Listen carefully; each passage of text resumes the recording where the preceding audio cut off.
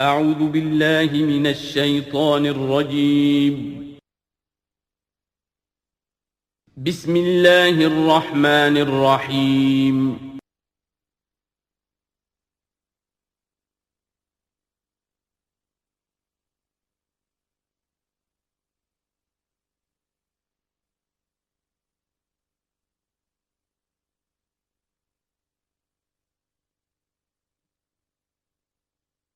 اعوذ باللہ من الشیطان الرجیم بسم اللہ الرحمن الرحیم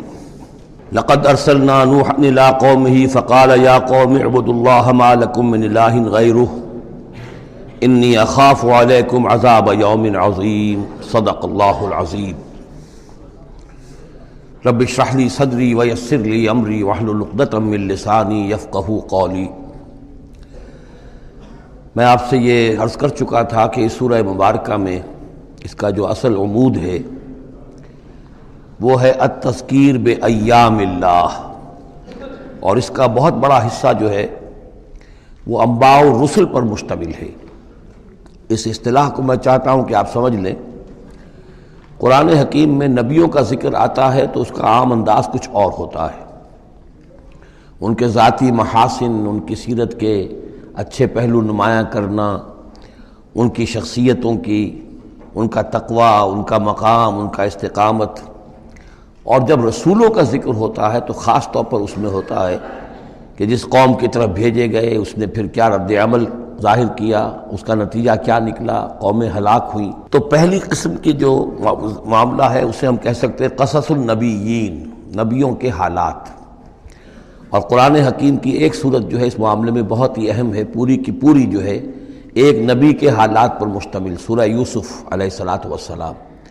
اس میں ایسی کوئی بات نہیں آ رہی کہ حضرت یوسف نے کہا ہو کہ مجھے مانو، نہیں مانو گے تو تم پر عذاب آئے گا، اور پھر عذاب آیا ہو اور قوم کو ہلاک کر دیا ہو، کوئی ایسی بات نہیں۔ لیکن ایک ہے انباء الرسل، رسولوں کے حالات جن کو بھیجا گیا قوموں کی طرف تعین کے ساتھ،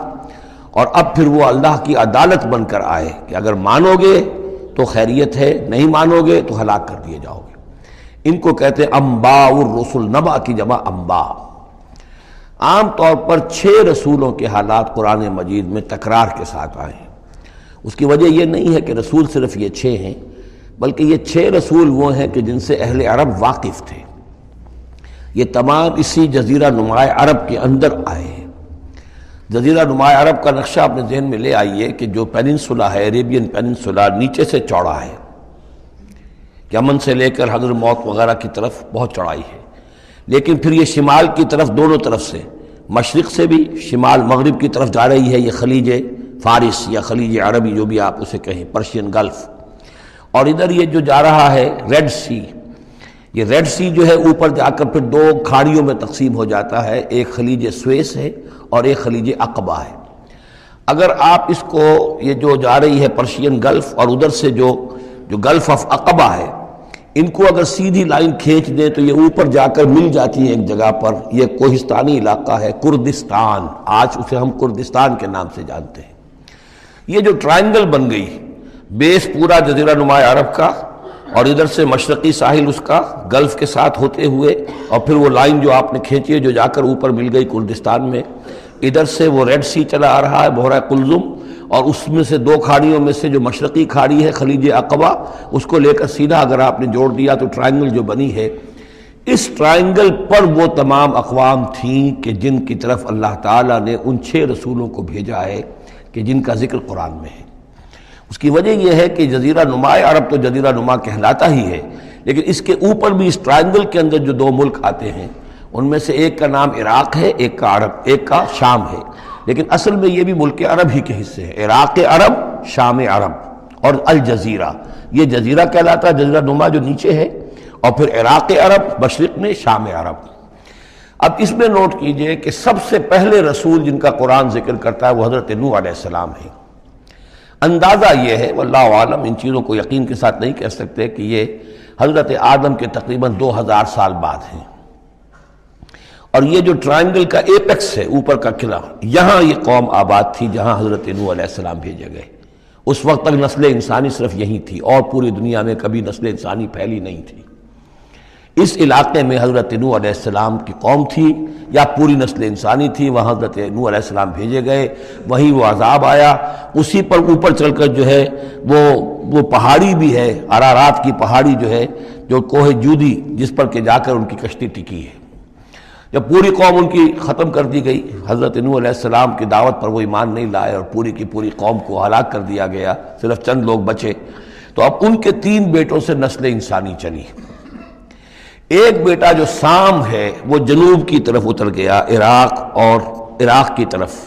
یہ حضرت سام کی نسل کی اب یہ گویا کہ یہ مرکز بن گیا، اور اسی سے سامی قومیں وجود میں آئیں۔ ان سامی قوموں ہی میں سے ایک قوم عاد ہے کہ جو جزیرہ نما عرب کے بالکل جنوب میں چلا گیا، جو اس وقت بڑا سخت ریگستان ہے، بہت ہی یعنی انتہائی خوفناک قسم کا ریگستان، لیکن اس زمانے میں یہ بڑا سرسبز و شاداب علاقہ تھا۔ یہاں قوم عاد آباد تھی، ان کی طرف حضرت ہود بھیجے گئے۔ حضرت ہود کی دعوت کو اس قوم نے رد کیا تو یہ بھی ہلاک کر دی گئی۔ ان کے بچے کچے لوگ اور حضرت ہود جو ہے پھر وہاں سے نقل مکانی کر کے اس ٹرائنگل کا جو مغربی جو سائیڈ ہے اس کے ساتھ ساتھ ہو کر سمود کا علاقہ جو ہے وہ جزیرہ نما عرب کا شمال مغربی گوشہ ہے، خلیج عقبہ سے نیچے اور مغربی ساحل کے ساتھ ساتھ یہ سمود کا علاقہ ہے۔ یہاں حضرت صالح علیہ السلام بھیجے گئے اور ان کی قوم بھی پھر ہلاک ہوئی۔ ان کے مسکن اب بھی موجود ہیں، پہاڑوں کے اندر کھدے ہوئے ان کے جو محل تھے، بڑے بڑے ہال، وہ آج بھی موجود ہیں، میں خود بھی ان کو دیکھ کر آیا ہوں۔ ان سے پھر اوپر ذرا چلے تو خلیج عقبہ کے داہنی طرف وہ قوم آباد تھی کہ جن کی طرف حضرت شعیب علیہ السلام کو بھیجا گیا ہے۔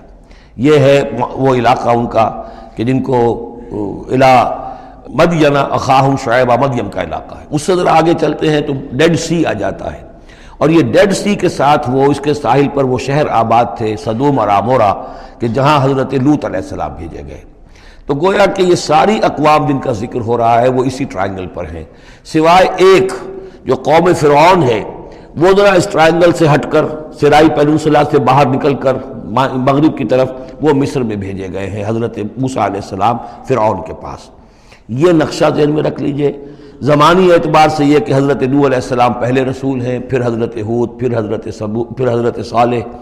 پھر حضرت ابراہیم علیہ السلام کی بعثت ہوئی ہے، لیکن ان کا معاملہ انباء الرسل کا نہیں ہے بلکہ قصص النبیین کے انداز میں قرآن میں بیان ہوا ہے۔ ان کے بھتیجے ہیں جو حضرت لوط علیہ السلام، ان کو بھیجا گیا ہے۔ یہ جو عبورہ اور صدوم کی بستیاں تھیں، انہی کے ایک بیٹے تھے مدین جن کی اولاد میں حضرت شعیب کی بعثت ہوئی ہے، انہی کے بیٹے حضرت اسماعیل تھے جن کو آباد کیا ہے حجاز میں، اور حجاز میں حضور صلی اللہ علیہ وسلم کی بعثت ہوئی ہے۔ انہی کے بیٹے حضرت اسحاق تھے جن کو آباد کیا فلسطین میں، ان کے بیٹے حضرت یعقوب تھے جن سے بنی اسرائیل کی نسل چلی ہے۔ یہ سارا اپنا ذہن میں رکھیے۔ اب چلیے، لقد ارسلنا نوحا الی قومہ، ہم نے بھیجا تھا نوح کو اس کی قوم کی طرف، فقال، تو اس نے کہا، یا قوم اعبدوا اللہ، اے میری قوم کے لوگو اللہ کی پرستش اور بندگی کرو، ما لکم من الہ غیرہ، تمہارا کوئی معبود اس کے سوا نہیں ہے، انی اخاف علیکم عذاب یوم عظیم، مجھے اندیشہ ہے تم پر کسی بڑے دن کے عذاب کا، یعنی اگر باز نہ آئے اپنے شرک سے اور مشرکانہ افعال سے تو بڑا عذاب آئے گا۔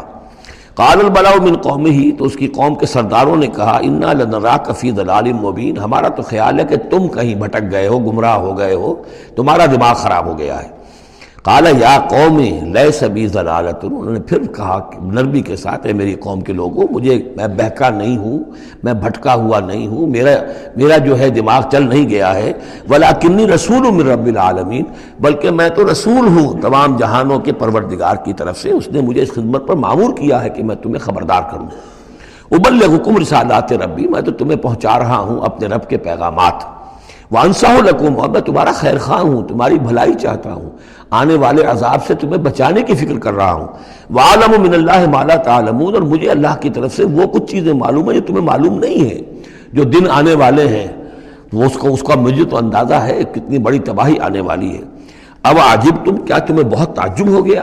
ان جاءکم ذکر من ربکم، کہ تمہارے پاس تمہارے رب کی طرف سے ایک یاد دہانی آ گئی ہے،